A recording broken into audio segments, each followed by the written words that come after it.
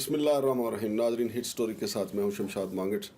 आप जानते हैं कि आज़ादी मार्च हो चुका। जनाब साबिक़ वज़ीर आज़म इमरान खान साहब ऐलान करके जा चुके। 6 दिन की जो अल्टीमेटम उन्होंने दिया है वो दे के वो जा चुके हैं और कारकुन भी अपने घरों को वापस जा चुके हैं। नाज़रीन, कल जो 25 मई का दिन था वो सिर्फ लॉन्ग मार्च नहीं हो रहा था, लेकिन पसे पर्दा मुज़ाकरात भी चलते रहे। और जब इमरान खान अपने साथियों के हमरा अटक पुल पे पहुंचे थे तो वहाँ पे उनको मुक़्तदर हलकों की तरफ से ये मैसेज दिया गया था कि आप वापस चले जाएं, इलेक्शन की तारीख जो है वो आपको दे दी जाएगी। लेकिन उन्होंने कहा कि चूंकि हमें चैलेंज किया गया राना सनाउल्लाह की तरफ से, वज़ीर दाखिला की तरफ से, वफाकी हुकूमत की तरफ से और पंजाब हुकूमत की तरफ से कि आपको डी चौक नहीं जाने दिया जाएगा, लिहाजा अब ये हमारी इज़्ज़त और बेइज्जती का मसला है, हम वहाँ जाके रहेंगे। लिहाजा उन्होंने वो सारी रुकावटें हटाई इमरान खान और उनके साथियों ने, और वो मार्च करते हुए आगे बढ़े। और इसी दौरान आपको पता है कि कल सुप्रीम कोर्ट ने यह आर्डर भी कर दिया था कि इमरान खान को गिरफ्तार ना किया जाए। लेकिन इस दौरान जब इमरान खान मार्च करते हुए इस्लामाबाद की तरफ आ रहे थे, डी चौक में काफ़ी आंसू गैस की शेलिंग हो रही थी और उसी के साथ ही थोड़ी वक्फे पे तहरीक इंसाफ के कारकुन जो है वो डांस भी कर रहे थे, अपने कायद का इंतज़ार भी कर रहे थे। और नाजरीन, जो रात गए आंखों देखा हाल था, सुबह 4 बजे तक पीटीआई के कारकुन बहुत बड़ी तादाद में डी चौक, जना एवेन्यू से लेके तरनौल चौक तक बहुत बड़ी तादाद में वहाँ पे बैठे हुए थे, जिनमें ख़वातीन भी शामिल थी। जो वीआईपी गाड़ियों में आई हुई थी उनके साथ बच्चे भी शामिल थे। और जितने भी यहाँ पे पुल बने हुए जो पब्लिक की क्रॉसिंग के लिए हैं, उसके ऊपर अवाम का जम्मे गफीर था। ख़वातीन ख़ास तौर पर वहाँ पर पनाह लेके बैठी हुई थी और पुलों से लटके हुए अवाम भी बिल्कुल वहाँ पर बैठे हुए थे और इमरान खान का इंतज़ार कर रहे थे। और नाजरीन, वाक़फ़ान हाल बताते हैं कि इमरान खान के लॉन्ग मार्च के दौरान एक मौका पे सऊदी मुदाखलत का भी इल्म हुआ कि सऊदी शाह की तरफ से रब्ता किया गया। लेकिन इमरान खान ने अपने जो दस्ते रास्त हैं जनाब शाह महमूद कुरैशी, उन्होंने उनसे कहा कि ये हमारे लिए बायसे शर्म होगा कि हम गैर मुल्की दरख्वास्त के ऊपर अपना लॉन्ग मार्च मुलतवी कर दें। लेकिन इमरान खान साहब का जो है वो इसरार रहा कि हम अदलिया की गारंटी पे ही पीछे मुड़ेंगे, लिहाजा लॉन्ग मार्च चलता रहा। और फिर आप देखते हैं कि लॉन्ग मार्च सुबह जब डी चौक में पहुंचा है, जना एवेन्यू पे पहुंचा है, वहाँ पे इमरान खान ने ख़ताब किया और 6 दिन का वक्त दिया। और ये 6 दिन का जो वक्त दिया गया है, इसके पीछे बहुत एक कहानी है। ये चंद रोज़ में सारी की सारी खुल जाएगी। और कुछ दोस्त तो ये भी दावा कर रहे हैं कि मौजूदा हुकूमत की तरफ से असम्बलियों की तहलील के लिए एडवाइस भी सदर के पाकिस्तान को भेज दी गई थी। लेकिन चूंकि 1-2 कवानीन में उन्होंने तरमीम करनी थी जिनमें ये ओवरसीज़ पाकिस्तानियों का वोट का हक ख़त्म करने से मुतल्लक है। चूंकि पीटीआई की हुकूमत ने 90 लाख जो ओवरसीज पाकिस्तानी उनको वोट का हक दिया था, लिहाजा जहाँ पे मौजूदा हुकूमत ने कई और मुश्किलात अपने लिए पैदा की हैं और करेगी भी, अगर पेट्रोल की कीमत बढ़ाती है तो मज़ीद पैदा होंगी मुश्किलात इनके लिए। इसी तरह ओवरसीज़ पाकिस्तानियों का जो पहले ही इन पे बहुत गुस्सा था, अब मज़ीद उस गुस्से में इजाफा होगा। और इसके अलावा इन्होंने नैब आर्डीनेंस में भी तरामीम की हैं, जिससे अंदाज़ा लगाया जा सकता है कि इमरान खान का जो बयानिया है ये अपने खिलाफ केसेस को ख़त्म करने के लिए किसी हद तक भी जा सकते हैं। तो ये इमरान खान के बयानिए की वो भी जीत है जो नैब आर्डीनेंस में तरामीम की गई हैं। तो नाजरीन, ये जो मैंने आपको बताया कि पसे पर्दा जो चल रहा था, और ये भी बताया जाता है कि परवेज़ खटक, एजाज सादक और कुछ दीगर अकाबरीन के दरमियान रात को मिनिस्टर कॉलोनी में मुलाकात भी हुई थी और उसमें सारे मामला तय भी हुए थे। लेकिन फिर चूँकि राना सनाउल्लाह और शहबाज शरीफ की तबीयत में ये चीज़ शुरू से शामिल है कि वो जो बात करते हैं उससे फिर फ़ौरन पीछे हट जाते हैं। लेकिन जब सुबह हुई 9-10 बजे तो कुछ पटिशनें इमरान खान के खिलाफ तौहीन अदालत की सुप्रीम कोर्ट में चली गई और सुप्रीम कोर्ट ने जो कल 3 रुकनी बेंच था, आज वो 5 रुकनी हो गया, जिसकी सरबराही चीफ जस्टिस जनाब अता बंदियाल साहब कर रहे थे। और उन्होंने ना तो हुकूमत का मौक़िफ़ सुना और ना ही पीटीआई के मौक़िफ़ सुना। उन्होंने तमाम दरख्वास्तें निपटा दी और साथ ये भी कहा है कि वो एक ऐसा फ़ैसला देंगे जो पूरी कौम के लिए मिसाल होगा।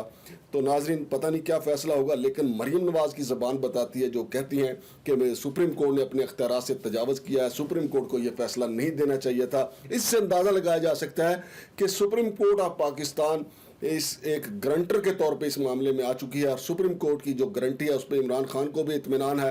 अगरचे पिछले दिनों में वो भी सुप्रीम कोर्ट पे गरजते बरसते रहे हैं, लेकिन अब चूंकि मामला सुप्रीम कोर्ट की तरफ से उनको 1-2 रिलीफ भी मिला है और सुप्रीम कोर्ट ऑफ पाकिस्तान की तरफ से जो आज कार्रवाई हुई है उस पर काफ़ी परेशानी दिखाई देती है हुकूमती बेंचों पे। और यही वजह है کہ شہباز شریف کی زبان میں بھی تھوڑی لچک آئی ہے. انہوں نے کہا کہ میں کمیٹی بنانے کے لیے تیار ہوں جو حکومت سے مذاکرات کرے گی اور ایوان یہ طے کرے گا کہ الیکشن کب ہونا ہے. حالانکہ سارے معاملات طے ہو چکے ہیں کہ الیکشن کب ہونا ہے اور ابتدائی طور پہ یہ خبر باہر آئی ہے کہ 1 جون کو اسمبلی کی تحلیل کے لیے جو ہے وہ ایڈوائس چلی جائے گی.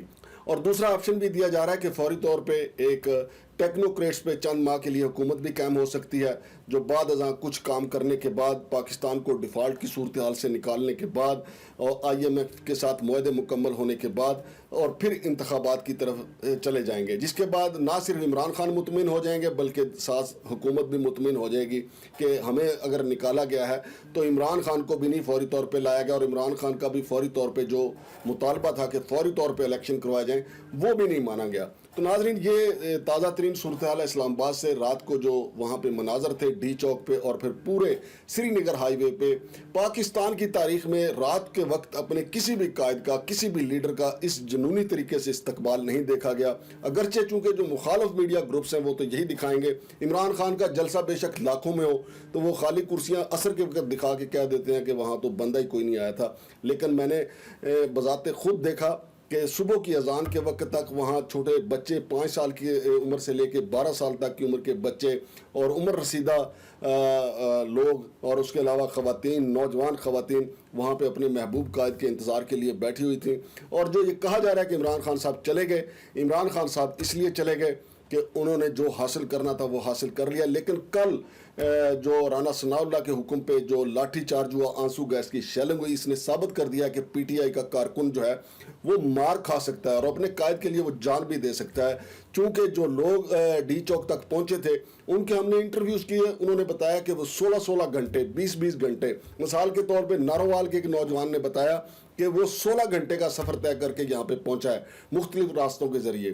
لیکن PTI کے زیادہ تر کارکن جو ڈی چوک میں تھے وہ 2 دن پہلے ہی آگے تھے. اس کے باوجود کل کافی گاڑیاں آئیں جو خیبر پختونخوا سے بھی آئیں اور پنجاب سے بھی آئیں. اور اگر رانا ثناء اللہ صاحب لاہور کو بلاک نہ کرتے، فیصل آباد کو بلاک نہ کرتے، سرگودا میں شیلنگ نہ ہوتی، منڈی بہودین اور گجرات کے راستے نہ بند کیے جاتے، GT روڈ کا نہ بلاک کیا جاتا، تو یہاں پہ عوام کا وہ ٹھاٹھے مارتا ہوا سمندر اسلام آباد میں ہوتا اور حکومت کے ہوش اڑ جاتے. ہوش ویسے پہلے بھی اڑے ہوئے تھے کیونکہ جب وہاں سے لاہور سے اور فیصل آباد سرگودا سے جب لوگ نکلنا شروع ہوئے تو ہوش تو اس وقت ہی اڑ گئے تھے. اسی لیے آنسو گیس کی شیلنگ بھی ہوئی اور پھر بے دریغ مارا گیا. اور ناظرین آپ نے دیکھا کہ یہ ہماری تاریخ کا ایک بہت ایسا لانگ مارچ تھا جس میں جنرل ایوب کے پوتے کو بے دردی سے مارا گیا. حماد اظہر جن کا باپ وہاں گورنر پنجاب رہا ہے ان کے ماتھے پہ سیدھا جو ہے شیل مارا گیا. اور اس کے علاوہ بھی آپ نے دیکھا ملائکہ بخاری بے ہوش ہوئی. تو اس لحاظ سے میں یہ کہتا ہوں کہ PTI کا یہ شاندار لانگ مارچ تھا جس میں اس کے کارکنوں نے بلکہ اس کے لیڈروں نے یہ ثابت کیا کہ وہ مار کھا سکتے ہیں اور اپنے کاج کے لیے بھی کسی بھی حد تک جا سکتے ہیں. تو ناظرین دیکھتے ہیں اب 1 جون تک میاں شہباز شریف صاحب اور کیا کرتے ہیں، کیونکہ اب ان کے پاس تقریباً 1 ہفتے کا وقت ہے اور اس 1 ہفتے میں حکومت جو ہے وہ کچھ کرنا چاہے گی جو اس کے اختیار میں بھی نہیں ہے.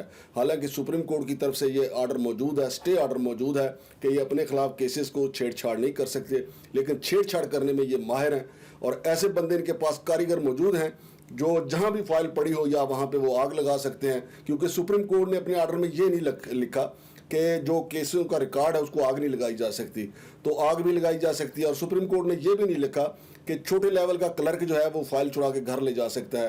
تو آنے والے وقت میں پتہ چلے گا کہ کتنے فائلوں کو آگ لگائی گئی، کتنی فائلیں غائب ہوئیں. لیکن وقت بہت کم ہے اور آئندہ انتخابات بالکل سر پہ آ چکے ہیں. شمشاد مانگڑ کو اجازت دیجیے. اللہ حافظ.